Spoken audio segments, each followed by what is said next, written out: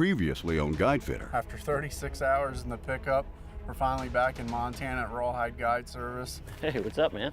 Good seeing you. You too. Don't you think we should have a little tighter pattern than those 40 yards? What did I just tell you? That time is over. There's a bear.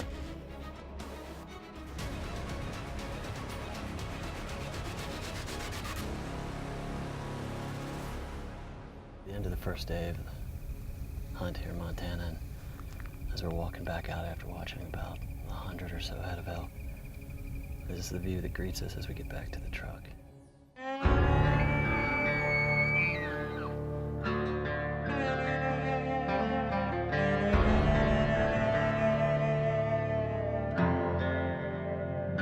It's been so long, those long hard days.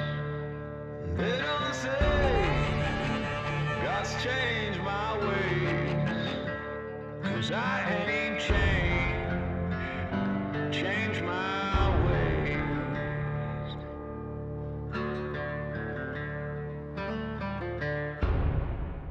It's about 5:15, not a cloud in the sky. Early morning, we're gonna head down to where we set up that tree stand yesterday afternoon, see if that herd of elk will come up through the bottoms again. Len's gonna be set up not too far away. Any words of wisdom? I'm gonna drop in here. If the wind's wrong, we're gonna totally abandon it and pull back. And then try to come out on the elk after they come up through.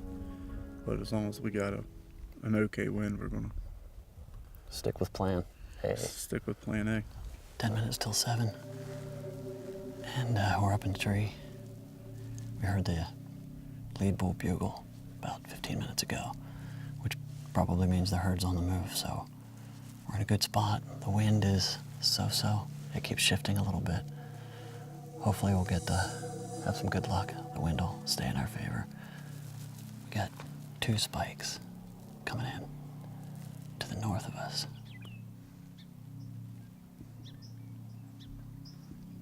There's the bull. They're gonna get right in those trees and pop out right in front of us. Yes. The elk were coming through right on cue. We had a good steady wind, when all of a sudden they bolted toward the south. All right, well, I don't know what just happened, but we had the perfect setup. We had the entire herd coming straight for us as planned, plan A from Lenny. Lead bull, pretty nice 6x. In view, coming up doing a little wallowing. We got our eyes on him. He stands up. Something spooks him. Unbeknownst to us at the time, there was a pair of wolves up behind Bryan. The 2 spikes that had come through earlier, the wolves that got to running them around, chased them back down through the main herd, and that's what blew them out. It's probably done now. That's what's tough about making the decision to hunt them here.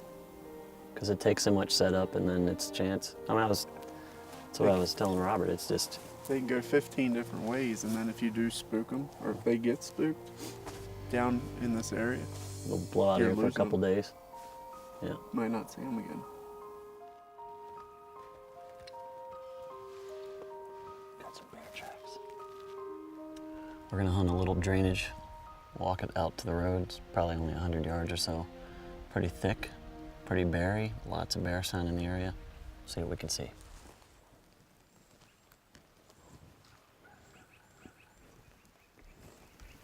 Came up on this pile of bear scat. He's been eating on this dead cow. We saw a bunch of birds up here. We figured something was up here, so. I made the decision to send Bryan and Robert down through the willows to see what all the birds were fussing about, while I headed back to get the pickup. That's when Bryan spotted the bear. Just spotted the bear. He was looking at that dead carcass, but now he's probably only 100 yards. He just circled in behind these things.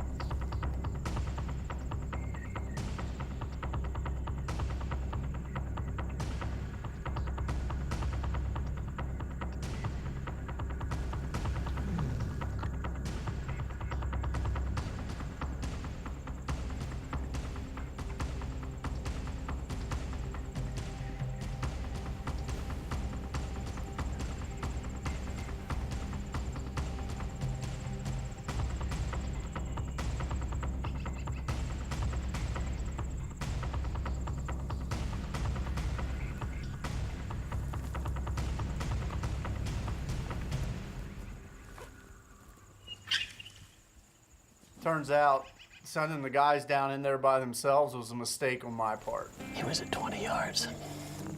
But every time he stood up, I've got that thistle bush covering him head to toe. I didn't have a shot. Unfortunately, if he just would have held tight, more than likely, that bear was going to head right back to that dead cow. Lenny decided it was time to set up a spike camp. We're gonna be setting up camp here at this ranch where we were last night, where we saw that herd of elk. So we're in a really good spot to tuck the tent in, back against some pine trees, and then we have a vantage point up to our right where we can see a big drainage where I saw that big 200+ pound black bear the other night. And then right on the other side of the hills where that hayfield is where we saw all the elk last night. Well, we had to switch it up a little bit. We had a nice spot picked out for the tent, but being the good outfitter that Roy is, made us realize that right where we were gonna set up the tent, there's a big bear digging. I've been hunting this area for 12 years and seen a lot of game, had taken some game here, a lot of elk, deer, antelope, bear. 2014, I decided to buy the outfit and call this place home. If we just tuck out right up into these pines right up here, I think we'll be out of his way and maybe we'll get a shot at him. Okay. We set up here for more than one reason. One, we're out of the sight of the animals, and two, there has been a bear coming through, so you got a bear tag, and putting us right in his way is a good idea. Sounds good. Things were looking up for the fellas. They got camp all set up and made it up to their vantage point just in time to catch the herd coming down to feed for the night. There's another bull. Big herd we've been watching last night. Picked up more elk. There's 7 shooter bulls in this group. The biggest looks to be like a 310. We're gonna slip down here a little bit, get a look at them. I don't know if they're coming this way or not. We snuck down to the field edge, but because of the position we were in, I decided we better play it safe. It's frustrating. You see that whole herd of elk and you can't do nothing about it. But a lot of times, less is more. We've no way of getting in here in the morning Without blowing them. without buggering them. That was the whole reason for throwing that tip back here in the back tonight. Yeah. This afternoon, we'll stay right there tonight. I mean, we're literally In the middle of. 300 yards from our tent. Yeah. Yeah. We were pretty pumped up for the next morning. But when we woke up, we could hear the elk headed in the opposite direction of what we needed them to. They already moved off. How do you know? I heard him. Heard him bugle. Too far ago. Let's slip over here. See if there's a couple stragglers left.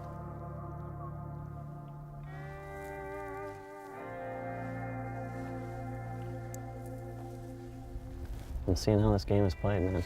This is and it's a game. It's a big chess game.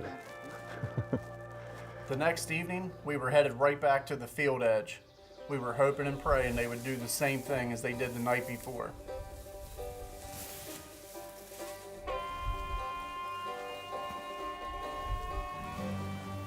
It was one of those nights as a guide that you live for. The wind was perfect and the weather was right. Unfortunately, when the wind's good for us, it's not good for the elk. Where are they? They're just waiting for dark. Wind's got them a little buffed because it's coming totally wrong when it has the last few nights. And that big thing right there in the sky. The moon's still flipping them out? Yep. Got a wind they're not comfortable with coming down to the field. A full moon to top it off, and it makes for a bad case scenario for us. One big chess game with the elk. Yeah, it's a game, and we're losing. I don't like to lose.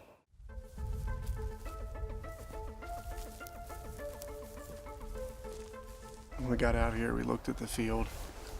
The elk are half, 3/4 of a mile off of it already. We kind of figured that, but before we were going to come driving through here, we had to check. We're going to go clean up camp. The weather's coming. We're going to get our stuff up off the ground. We're going to swing up into the back part of this ranch, try to find the elk up there. They've split up a little bit, so hopefully we can find a group that's got a bull in it that's willing to work a little bit. We're going to start getting more aggressive.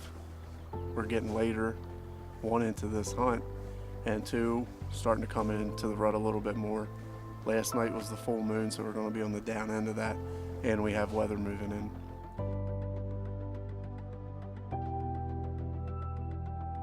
We're going to head up to that highest point. Okay. The elk have been, the last 2 days when we were set up for them in the hayfield, have come right underneath that. So we're going to go with that tonight. We also know we have a shooter mule deer somewhere in that vicinity. So before we set up for the elk, we're going to try to pick those trees and rocks apart and try to find him.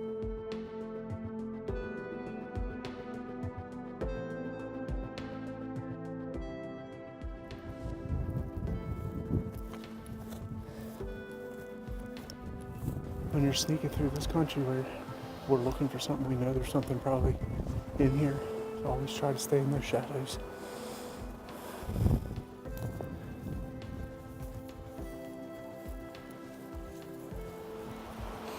All right, we have the same wind tonight, Brian, as we did the last 2 nights. The elk have come down through here in the evening and they went back up through here in the morning. This whole hillside is littered with fresh tracks where they kind of fed back through in the morning. So we're going to get down here and get set up and bank on what we watched them do the last 2 nights.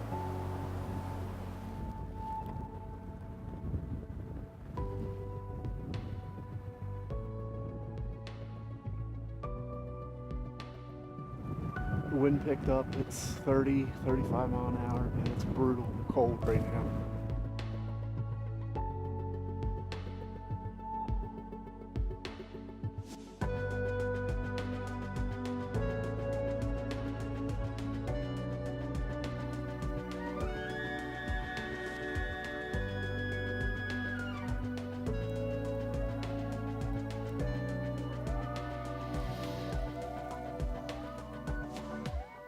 We had 2 options this morning. Muley's on this side, the satellite bull on that side. Man, I thought he was gonna come. Dude. He was by himself. We ran up the hill as quick as we could get there, hoping the cow call him back, and didn't happen. You know, and it's like a perfect scenario. We got elk to hunt on one side, muley's on this side, but we took so long messing with the elk and got up here and the mule deer had already worked back. And where they headed, we can find them, but there's no way of getting to them with a bow. For me, I know it's frustrating for you because you're trying to put me on stuff, but I mean, let's hunt that side of the mountain for a nice 6x6 elk. If that doesn't pan out, let's run to this side of the mountain for a nice shooter mule deer. I mean, but what it's doing, I mean, yeah, it's frustrating. I sit back at camp at night and I run situations through my head until I fall asleep. And you know, we started there, we've moved over here with them. Now, the plan for tomorrow morning, now we know, we park over there, we got a 1.5, 2 mile hike to get in here, but we know the elk are going up that side and the mule deer are coming up this side. Mm-hmm. We know they're doing that. Yep. When I'm coming through timber like this, it's thick, and we're making a lot of noise. Mm-hmm. I always give a few cow calls as we're moving. We're making noise, they know something's here.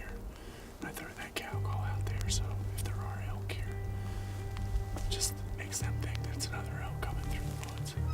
Got a nice fresh elk rub over here. Well, we made it down in here.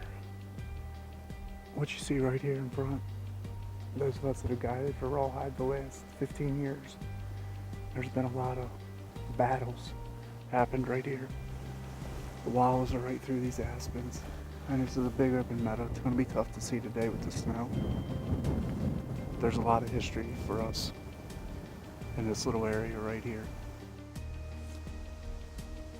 We laid back and were very careful the first couple days, knowing as the week went on, things would improve as far as the rutting activity. And this. And I'm standing here looking at this going, not such a good idea.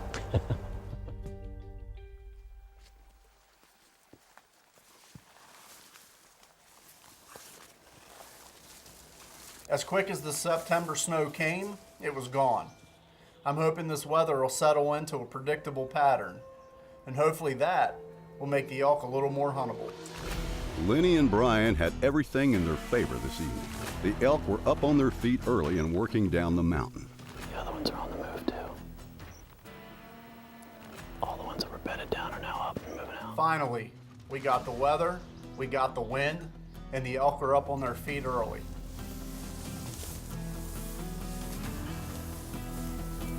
Everything was perfect. I checked the wind, and it was good. But for some stupid reason, the elk were headed back up the hill.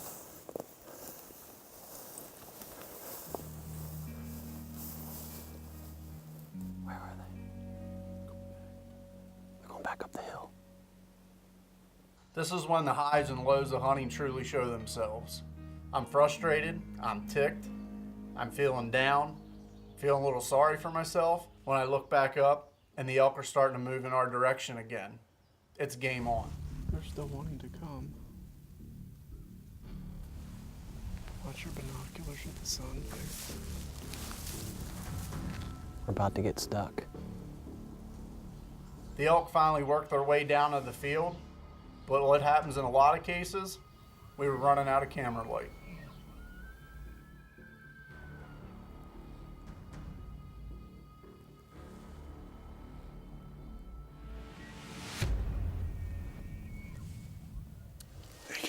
Like we wanted them to. Half an hour later than they should have, they started. For whatever reason, they pushed back. They waited 20 minutes and they come back down. The big bull, the bull we wanted, was the first bull to come in the field. I think we had him at probably 125 yards, whatever. So we were waiting, hoping he was going to work down here. We didn't want to call because just the setup we have. And another herd came in from the east, and that bull bugled. And for some reason, he left all of his cows and he went that way. All these other bulls behind him were bugling. They paid no attention. That one bull to the east bugled. He went. Now the whole herd is headed that direction, and the truck is that direction. We still have quite a bit of work to do to get out of here without getting completely busted. Lenny decided to go to one of the highest vantage points he could this morning to cover a lot of country.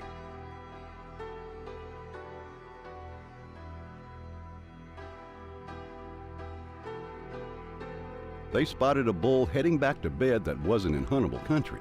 When heading back to the truck, they came across a mule deer buck that was working up into the draw they were right on top of.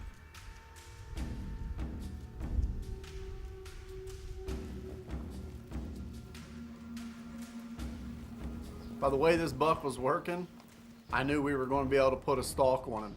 Even though we were in some pretty open country. It was going to be tough, but we were going to see if we could get it done. One of the toughest things to do in bow hunting is be able to stalk in close enough to get a shot, but not get busted. So far, we're doing a pretty good job.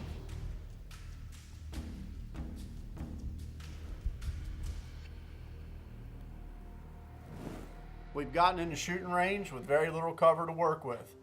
I'm sitting back watching Bryan, see if he can get the job done. And just like that, Bryan was pegged.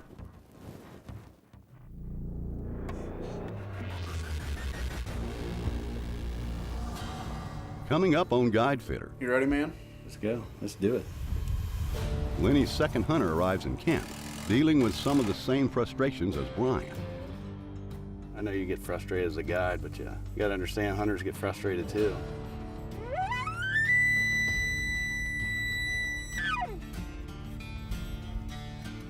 They don't care.